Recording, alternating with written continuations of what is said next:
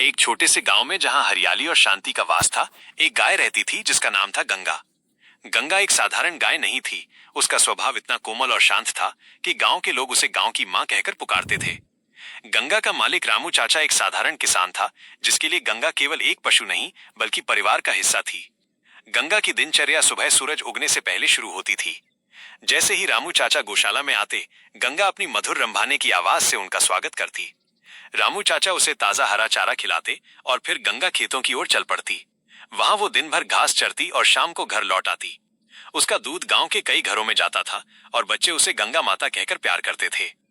गंगा का दूध केवल भोजन का स्रोत ही नहीं था, बल्कि गांव वालों के लिए ये एक औषधि की तरह था।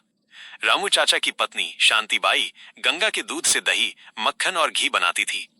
गांव के मंदिर में हर दिन गंगा के घी से दीप जलाया जाता, जिसे गांव वाले शुभ मानते थे। गंगा का गोबर भी बेकार नहीं जाता था।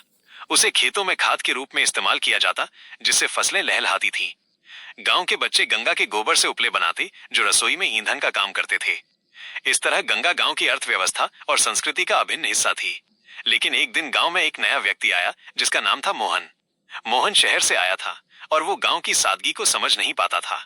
उसने रामू चाचा से कहा, चाचा, ये गाय तो पुराने जमाने की बात है। इसे बेच दो और एक ट्रैक्टर खरीद लो। इससे तुम्हारा काम आसान हो जाएगा।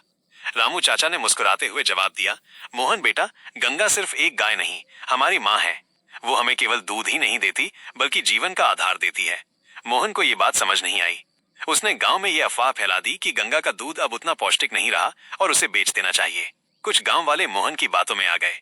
रामू चाचा दुखी हो गए, लेकिन उन्होंने गंगा को बेचने से साफ इनकार कर दिया। एक दिन गांव में भयंकर बारिश हुई। नदी उफान पर थी और गांव का एकमात्र पुल टूट गया। गांव वाले परेशान थे, क्योंकि शहर से दवाइयां और अन्य जरूरी सामान लाना मुश्किल हो गया था। उसी समय गंगा ने कुछ ऐसा किया जिसने सबको हैरान कर दिया। गंगा ने नदी के किनारे जाकर एक उथली जगह ढूंढ निकाली, जहां से लोग नदी पार कर सकते थे।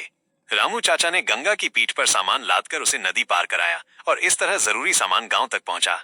इस घटना ने गांव वालों की आंखें खोल दी। मोहन भी गंगा की समझदारी और उपयोगिता देखकर चकित रह गया। उसने रामू चाचा से माफी मांगी और कहा, चाचा, मैंने गंगा को कम आंका। ये गाय नहीं, गांव की शान है। गांव वालों ने गंगा के सम्मान में एक छोटा सा उत्सव मनाया, जिसमें उसे फूलों की माला पहनाई गई और बच्चों ने उसके लिए गीत गाए। इस घटना के बाद गंगा का सम्मान और बढ़ गया। गांव के बच्चे अब गंगा के साथ समय बिताने लगे। वे उसे नदी किनारे ले जाते, उसकी पीठ पर सवार होकर खेलते और उसकी कहानियां सुनाते। गंगा भी बच्चों के साथ खुश रहती। वो उनकी छोटी छोटी शरारतों को बड़े प्यार से सहन करती। समय बीतता गया और गंगा बूढ़ी होने लगी। उसका दूध अब पहले जितना नहीं था, लेकिन रामू चाचा और गांव वाले उसका उतना ही ध्यान रखते थे। एक दिन जब गंगा ने अपनी आखिरी सांस ली, तो गांव में शोक की लहर दौड़ गई। रामू चाचा की आंखों में आंसू थे, लेकिन उन्होंने गंगा को एक सम्मानजनक विदाई दी। गांव वालों ने गंगा की याद में एक छोटा सा स्मारक बनाया, जिस पर लिखा था, गंगा माता, तुम हमेशा हमारे दिलों में रहोगी। गंगा की कहानी गांव में पीढ़ियों तक सुनाई जाती रही। ये कहानी न केवल गाय के महत्व को दर्शाती थी, बल्कि ये भी सिखाती थी कि प्रकृति और जीव जंतुओं का सम्मान करना कितना जरूरी है। गंगा ने गांव वालों को सिखाया कि सच्चा धन वो नहीं जो बेचा जाए, बल्कि वो जो जीवन को समृद्ध बनाए।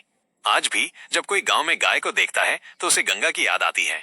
गाय, जो भारतीय संस्कृति में मां का दर्जा रखती है, आज भी गांवों और शहरों में सम्मान पाती है। गंगा की कहानी हमें याद दिलाती है कि सादगी और सेवा में ही जीवन का असली सुख छिपा है।